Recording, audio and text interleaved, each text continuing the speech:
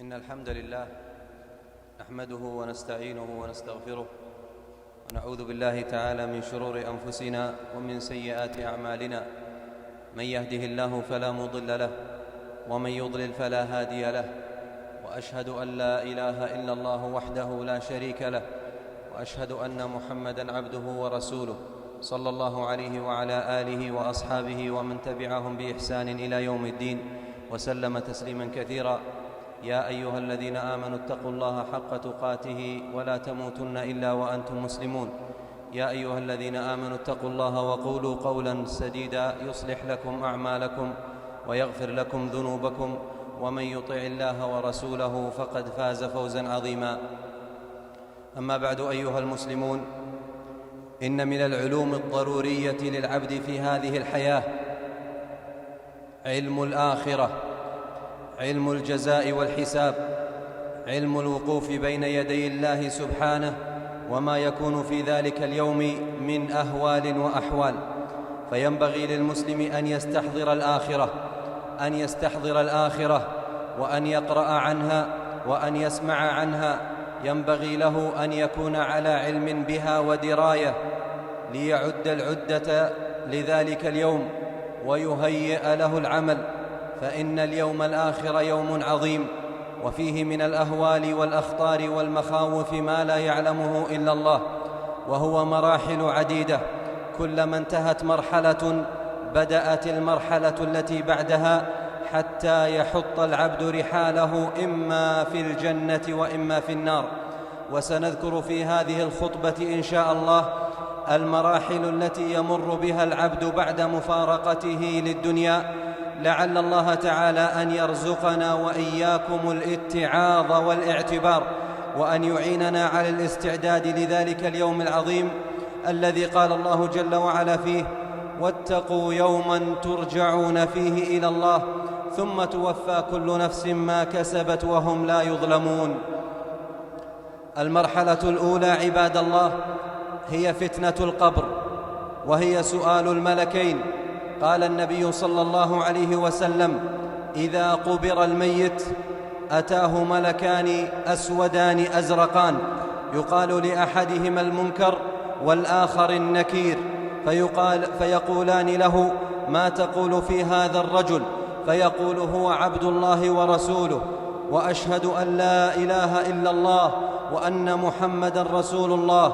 فيقولان له: قد كنا نعلم أنك تقول هذا. ثم يفسح له في قبره 70 ذراعا في 70، ثم ينور له فيه، ثم يقال له: نم. فيقول: أرجع إلى أهلي فأخبرهم. فيقولان له: نم كنومة العروس الذي لا يوقظه إلا أحب أهله إليه، حتى يبعثه الله من مضجعه ذلك. وإن كان منافقا قال: سمعت الناس يقولون فقلت مثلهم لا أدري.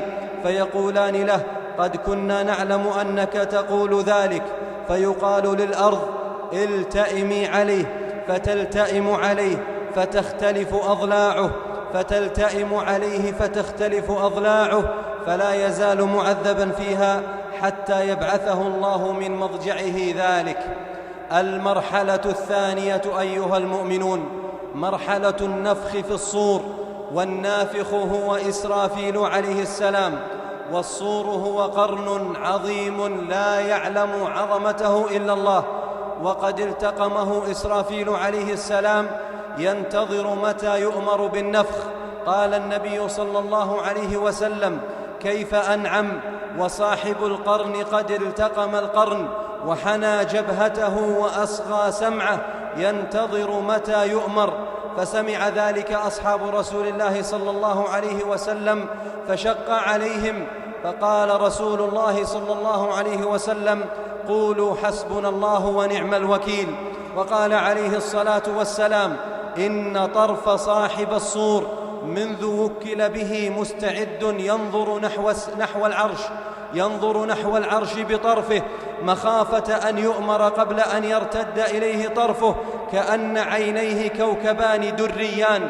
رواه الحاكم في المستدرك. فينفخ إسرافيل عليه السلام النفخة الأولى، وهي نفخة الصعق، فيصعق من في السماوات ومن في الأرض إلا من شاء الله، ثم ينفخ فيه أخرى، ثم ينفخ فيه الثانية، فإذا هم قيام ينظرون، وبين النفختين 40، ولا ندري هل هي 40 يوما أو 40 أسبوعا أو 40 شهرا أو 40 سنة.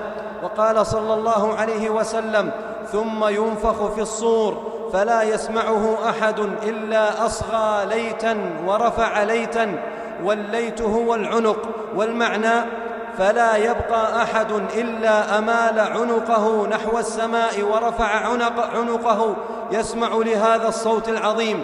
قال: وأول من يسمعه رجل يلوط حوض إبله.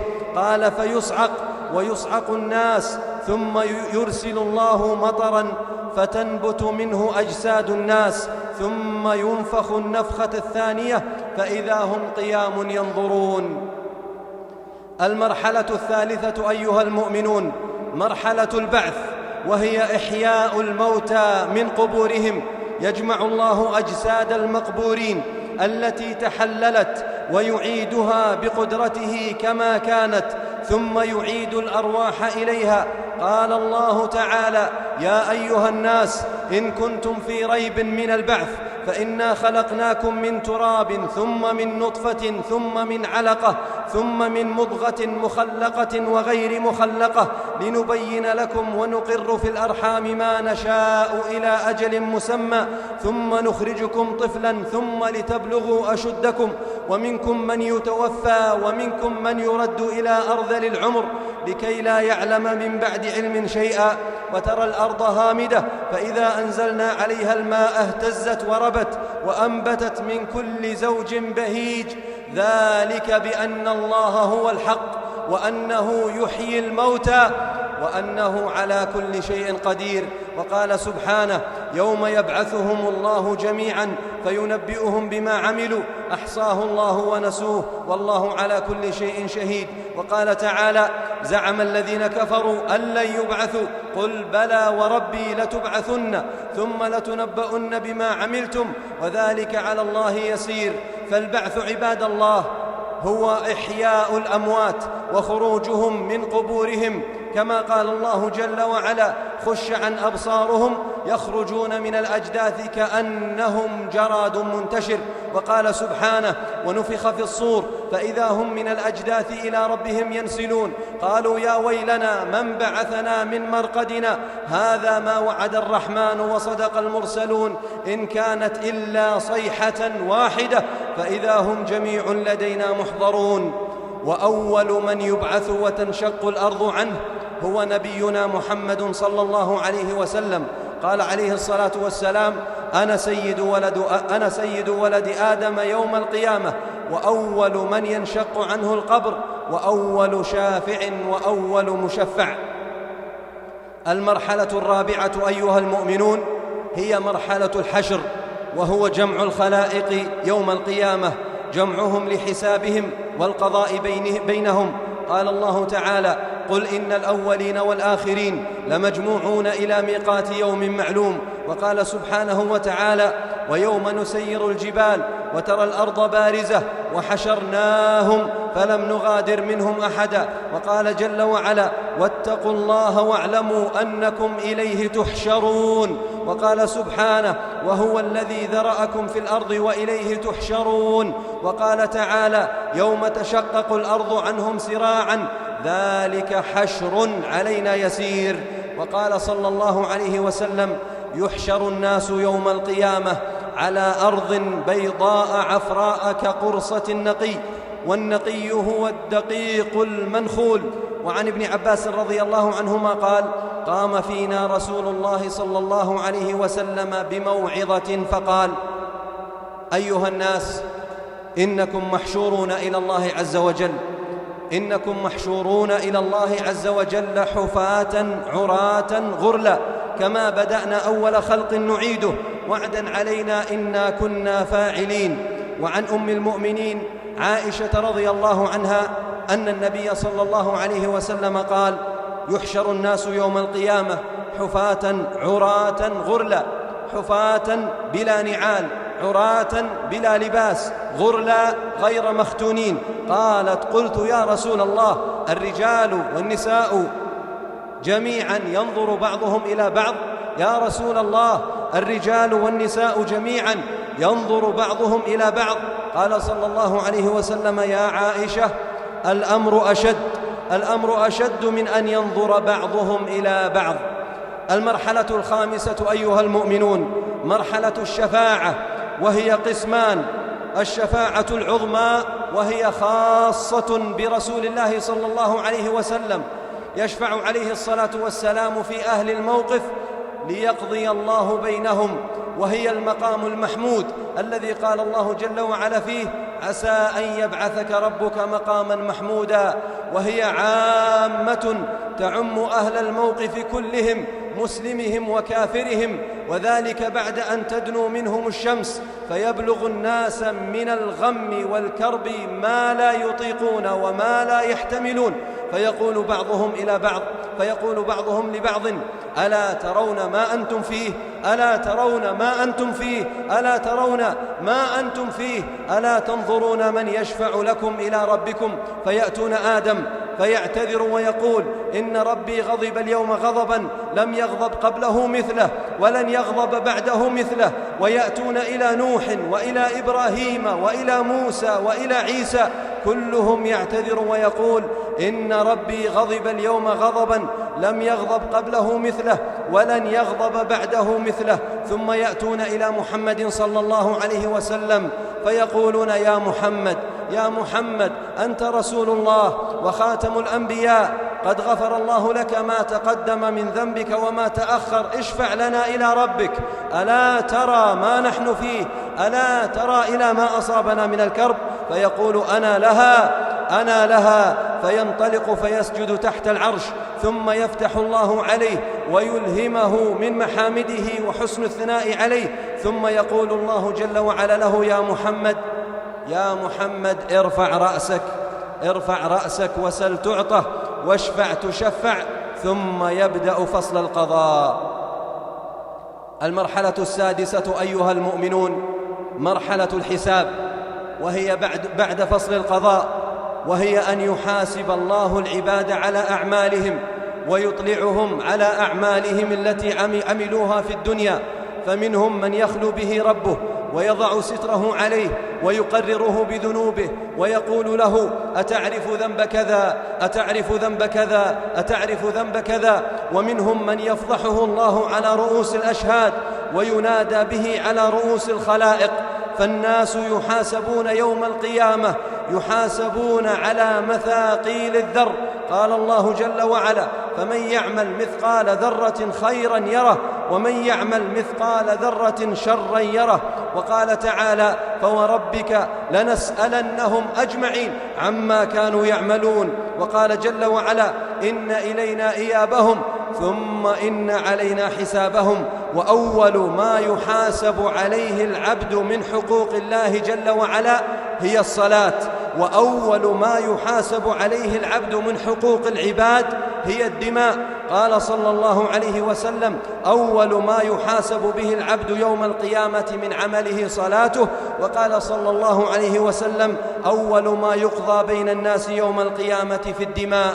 أسأل الله تعالى أن يدخلنا وإياكم الجنة، أسأل الله جل وعلا أن يدخلنا وإياكم الجنة بغير حساب ولا سابق عذاب، وأن يعفو عنا إنه عفو كريم. أقول قولي هذا وأستغفر الله لي ولكم ولسائر المسلمين من كل ذنب وخطيئة فاستغفروه إنه هو الغفور الرحيم.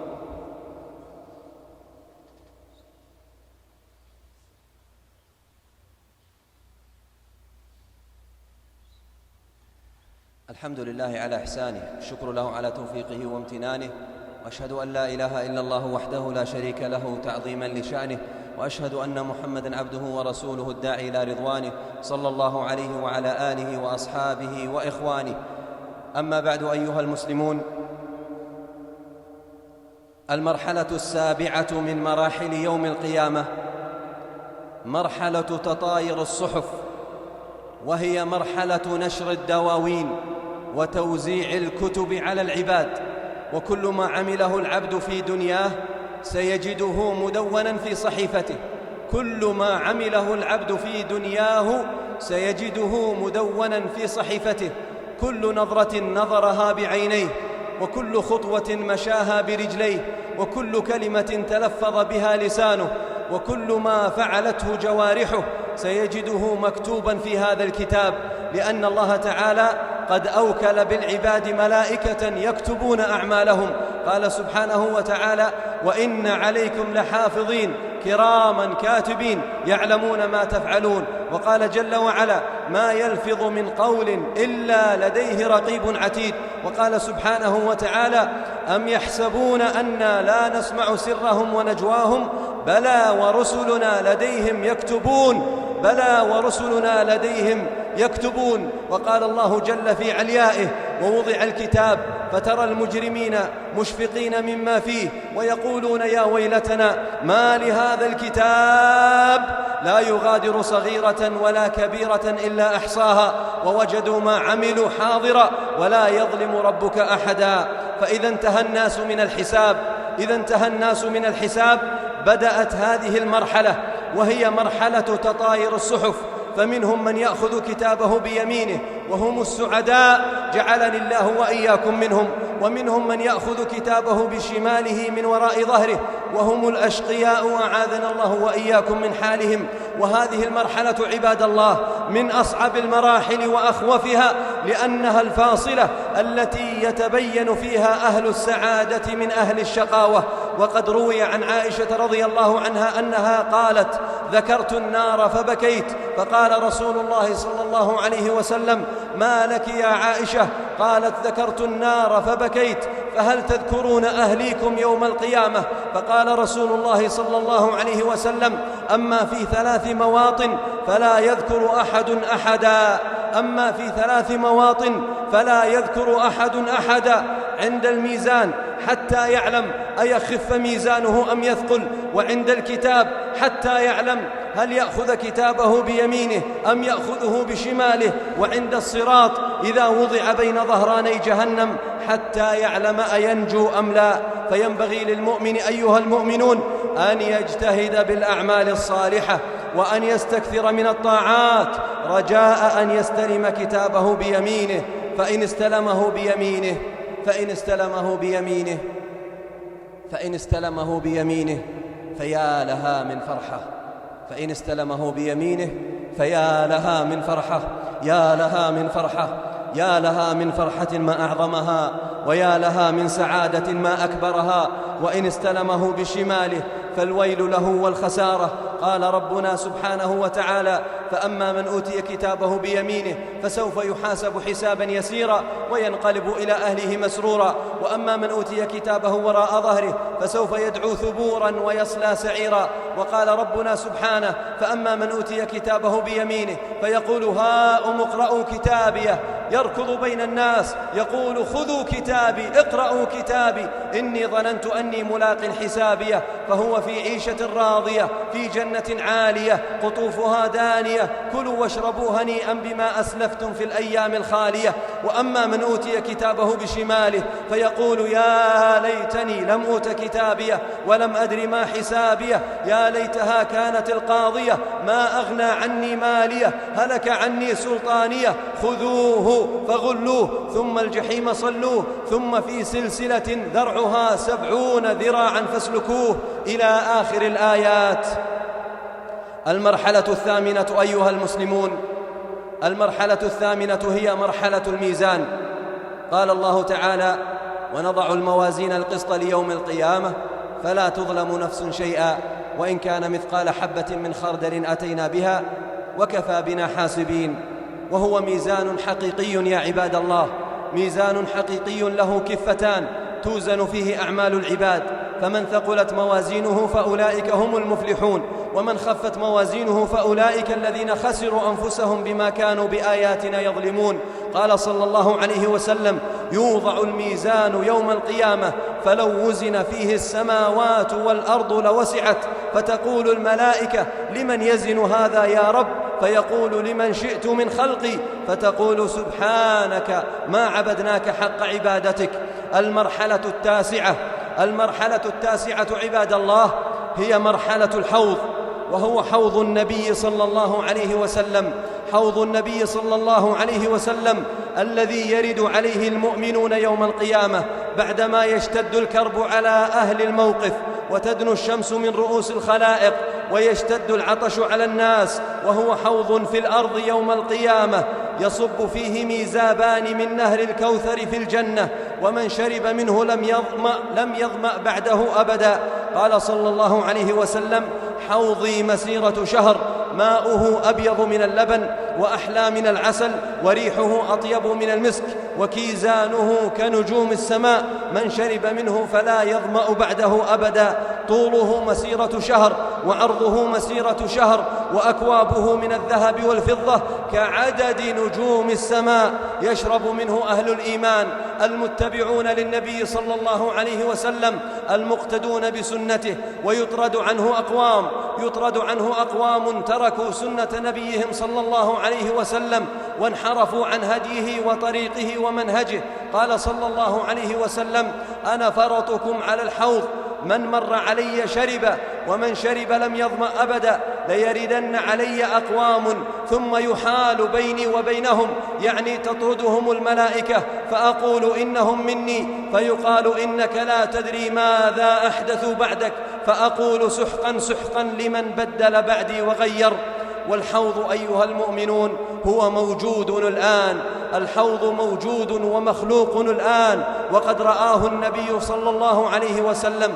فعن عقبة بن عامر رضي الله عنه أن النبي صلى الله عليه وسلم قال: إني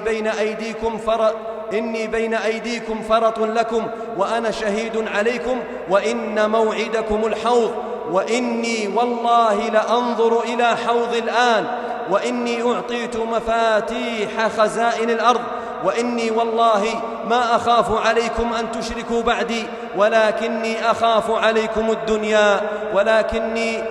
عليكم الدنيا أن تتنافسوا فيها.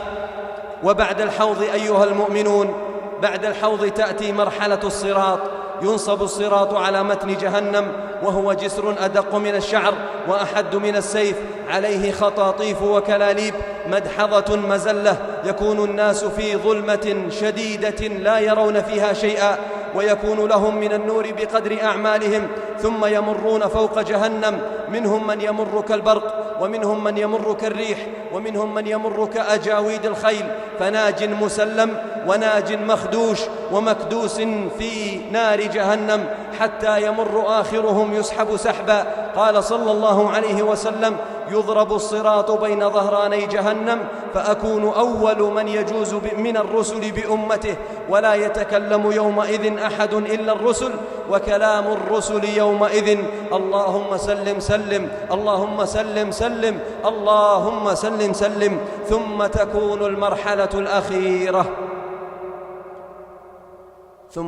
المرحلة الأخيرة والنهائية يا عباد الله، وهي دخول الجنة أو النار. قال صلى الله عليه وسلم: يؤتى بالموت كهيئة كبش أملح، فينادي مناد: يا أهل الجنة، فيشرئبون وينظرون، يعني يرتفعون ويمدون أعناقهم، فيقول: هل تعرفون هذا؟ فيقولون: نعم نعرفه، هذا الموت. ثم ينادي مناد: يا أهل النار، فيشرئبون وينظرون ويرون أن قد جاء الفرج، فيقول: هل تعرفون هذا؟ فيقولون: نعم نعرفه، هذا الموت. فيذبح ثم يقول: يا أهل الجنة خلود فلا موت. فيذبح ثم يقول: يا أهل الجنة خلود فلا موت، ويا أهل النار خلود فلا موت. فاتقوا الله عباد الله، اتقوا الله عباد الله، واعلموا أنكم في دار العمل، وعن قريب ستنتقلون إلى دار الجزاء، وأن الساعة آتية لا ريب فيها. قال ربنا سبحانه: يا أيها الناس اتقوا ربكم واخشوا يوما لا يجزي والد عن ولده، ولا مولود هو جاز عن والده شيئا، إن وعد الله حق، فلا تغرنكم الحياة الدنيا، ولا يغرنكم بالله الغرور. إن الله عنده علم الساعة وينزل الغيث ويعلم ما في الأرحام وما تدري نفس ماذا تكسب غدا وما تدري نفس بأي أرض تموت. وصلوا وسلموا على محمد بن عبد الله كما أمركم ربكم بذلك، فقال: إن الله وملائكته يصلون على النبي يا أيها الذين آمنوا صلوا عليه وسلموا تسليما. اللهم صل على محمد وعلى آل محمد كما صليت على إبراهيم وعلى آل إبراهيم إنك حميد مجيد، وبارك اللهم على محمد وعلى آل محمد كما باركت على إبراهيم وعلى آل إبراهيم إنك حميد مجيد. اللهم آت نفوسنا تقواها وزكها أنت خير من زكاها أنت وليها ومولاها. اللهم أحسن عاقبتنا في الأمور كلها وأجرنا من خزي الدنيا وعذاب الآخرة. اللهم اجعلنا في الآخرة من الفائزين يا رب العالمين. اللهم اجعلنا في الآخرة من الفائزين يا رب العالمين. اللهم اجعلنا في الآخرة من الفائزين يا رب العالمين. اللهم إنا نسألك الفردوس الأعلى من الجنة وما قرب إليها من قول وعمل، ونعوذ بك من النار وما قرب إليها من قول وعمل. اللهم اهدنا لأحسن الأخلاق لا يهدي لأحسنها إلا أنت، واصرف عنا سيئها لا يصرف عنا سيئها إلا أنت. اللهم اغفر لنا ما قدمنا وما أخرنا وما أسررنا وما أعلنا وما أسررنا وما أعلنا وما أسرفنا وما أنت أعلم به منا. أنت المقدم وأنت المؤخر لا إله إلا أنت. اللهم اغفر ذنوب المستغفرين واقض الدين عن المدينين واشف مرضانا ومرضى المسلمين وارحم أموات المسلمين أجمعين. اللهم ارفع البلاء عن إخواننا المسلمين في كل مكان. اللهم ارفع البلاء عن إخواننا المسلمين في كل مكان. اللهم ارفع البلاء عن إخواننا المسلمين في كل مكان. اللهم الطف بأمة محمد أجمعين، وحد صفهم وقو كلمتهم وانصرهم على عدوك وعدوهم يا ذا الجلال والإكرام. اللهم آمنا في أوطاننا ودورنا، وأصلح أئمتنا وولاة أمورنا، واجعل ولايتنا في من خافك واتقاك واتبع رضاك يا رب العالمين. سبحان ربك رب العزة عما يصفون، وسلام على المرسلين، والحمد لله رب العالمين.